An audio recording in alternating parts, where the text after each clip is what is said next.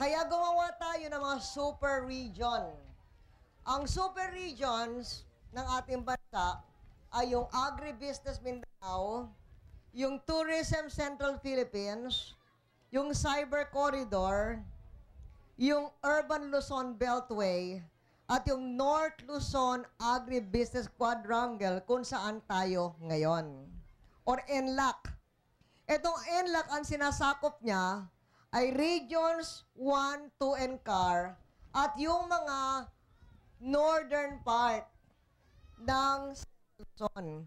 Kaya ang Gimba ay kasama doon. Binuksan natin ng Kasiknan noong December of 2008. At ito, ang kanyang pinapatubig, 17,000 hectares pinapatubig niya.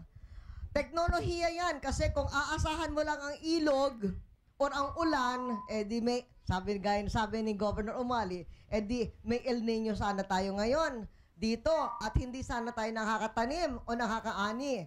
Ngunit, umaasa sa ito teknolohiya ng irigasyon.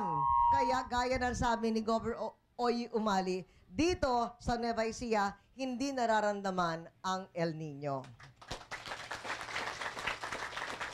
Kaya itong ating pinagdidiriwang ngayon, tinitignan natin at pinapakita sa buong bansa na kung meron tayong ginawang pamuhunan sa teknolohiya, nakakatulong umiwas ng mga sakuna ng kalikasan.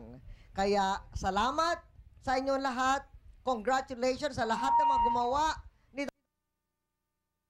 Opo, sa 2007 to 2010 po, 12,000 hectares na po ang napagawa. Noong una po ako naging kalihim noong 2004.